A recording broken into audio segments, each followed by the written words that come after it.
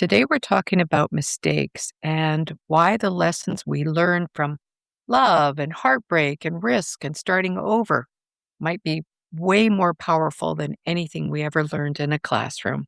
Stay with me.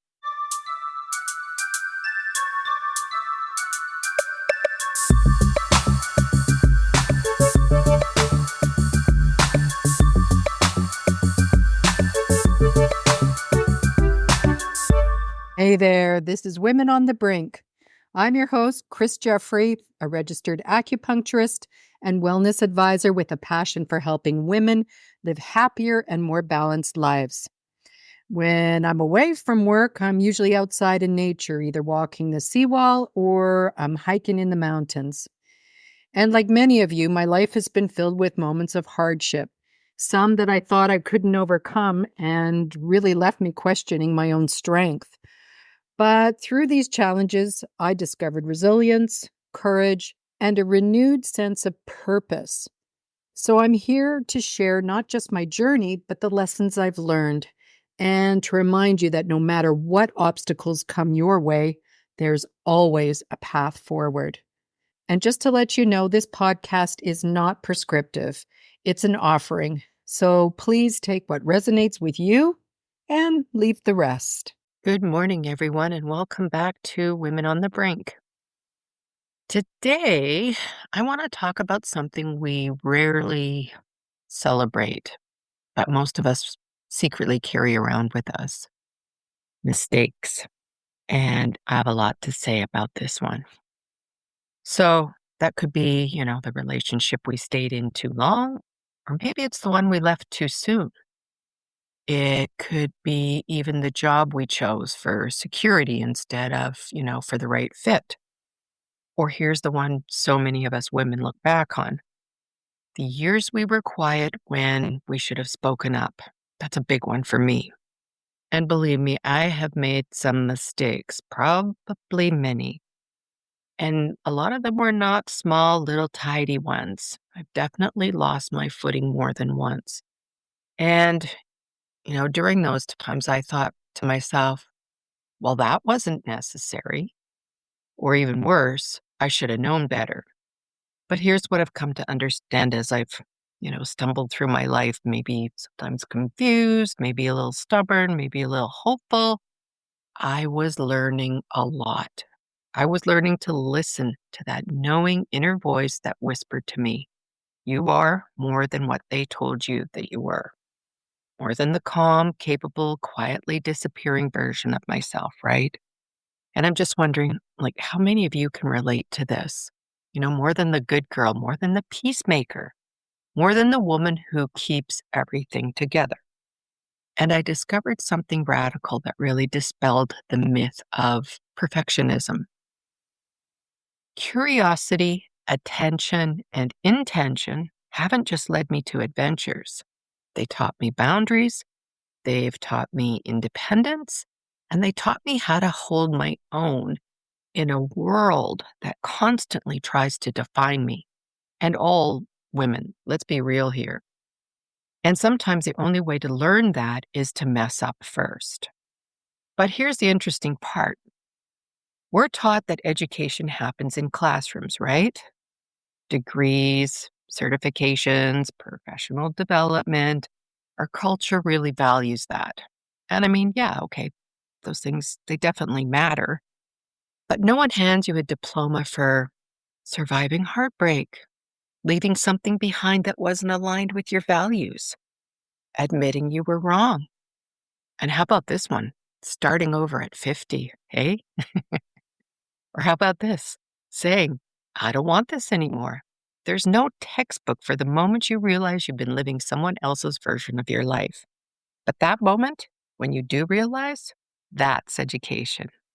And it's often born from what we often call a mistake. So I used to apologize for the parts of my life that didn't look linear, and mainly just to myself. I was apologizing for some of the detours I took, sometimes for the intensity or for the pleasure I looked for, intellectually, emotionally, physically. But I realized something. Pleasure is never something I should be apologizing for, and my curiosity isn't something to tame.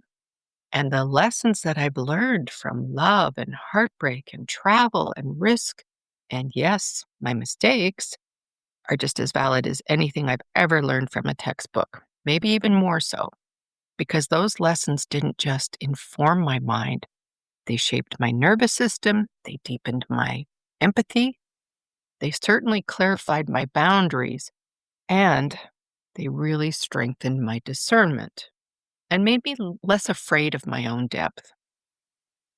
So, what I see again and again with women is this quiet, kind of grinding fear of getting it wrong, especially with relationships, choosing the wrong man, ignoring the red flags, investing years into something that slowly erodes them.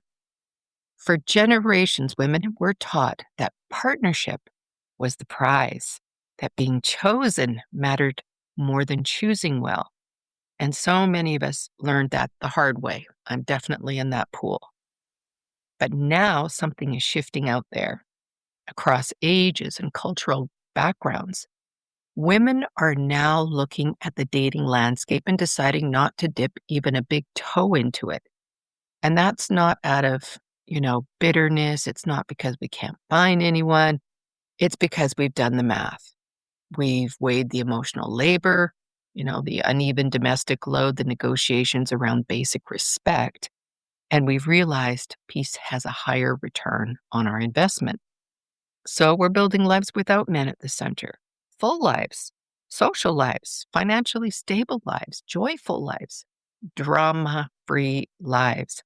And what looks to some like opting out is actually a boundary. We're not afraid of being alone anymore. We're afraid of being diminished. And that's a very different thing. And what I know about myself is I've really silenced my instincts in the past because growing up, I was told my emotions and my depth were too much. But the great piece is that the wrong relationships taught me exactly what I will no longer tolerate.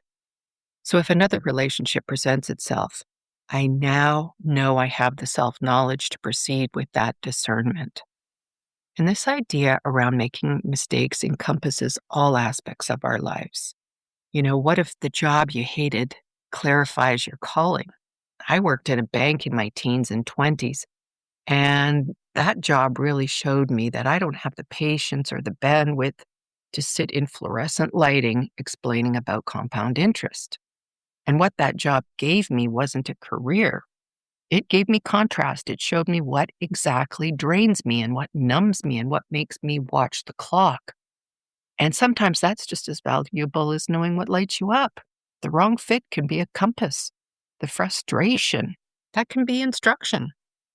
Not every chapter is meant to be the story. It might feel like a mistake, but maybe some things are there just simply to sharpen our sense of where we refuse to stay. And here's a good one that I think many of you will find relatable. What if the version of me who used to overgive was just practicing before I learned to receive? So for many years, I thought my generosity was proof of my strength. I was the dependable one, the thoughtful one, the one who anticipated everyone's needs before they were spoken. I gave my time, I gave energy, reassurance, second chances, emotional labor.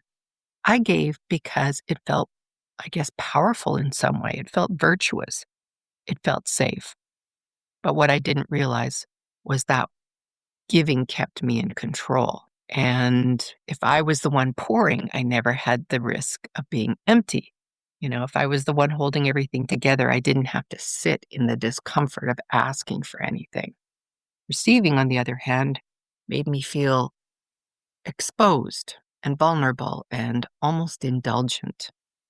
And I know I'm not alone in that. So many of us women are fluent in overgiving. We're praised for it. We're conditioned into it. We learn from our childhood that being good means being accommodating and that love is earned through effort. That usefulness equals worth. We become exceptional at showing up and quietly uncomfortable when someone tries to show up for us. So receiving might feel like we're being a burden, or we owe something back, or we're losing our independence, or we're letting someone see our need.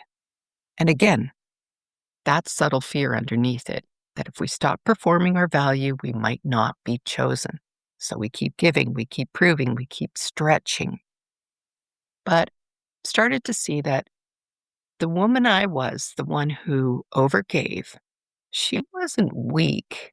She was surviving with the tools she had because she believed love required effort and she was willing to work for it. So, what I'm learning now is that receiving is not laziness, it's not selfish, and it's not surrender. It's trust. It's allowing someone to contribute without micromanaging how they do it. It's letting a compliment land without deflecting it. It's accepting help without immediately calculating how you're going to repay it. And it's sitting long enough to let care reach me. And that's been harder for me than giving ever was. Maybe because receiving asks me to believe I'm worthy about earning it in advance. Maybe the version of me who overgave was just rehearsing boundaries I hadn't built yet. And maybe I had to feel the exhaustion of imbalance to understand what reciprocity really is. Maybe I was just practicing and, not for martyrdom, but for the day I would finally understand that love is meant to move in both directions. And maybe real growth isn't becoming less generous. Maybe it's becoming brave enough to open my hands when someone offers something back. I don't regret the woman I was. I was learning and, truthfully, I was brave. And I think we need to give the education of experience way more credit because while school has taught me information, life has taught me integration because life teaches you how to stand alone, how to repair, how to leave, how to forgive yourself, and how to listen to your body without shrinking. And sometimes the most powerful education comes when you say to yourself, yes, I made that choice, but I learned. Not I failed, but I evolved. So you could be at a point in life of reflection like me, and you're looking back thinking, I should have known better. We all knew exactly what we knew at the time, and we needed those experiences to become who we are now. Because mistakes aren't proof of incompetence, they're proof that we participated. And my belief is that participation in our own life is far more valuable than perfection. So, in closing today, I don't believe in wasted years anymore. I believe in seasons. And in every season, even the messy ones, we're gathering information about ourselves, who we are, what we want, what we will no longer tolerate, what lights us up, and what drains us. And that education, it's priceless. And lastly, my new question isn't, did I make a mistake? It's more, what did this teach me about myself? And usually I find it taught me something pretty powerful because we are all of us, we're so much wiser than we think.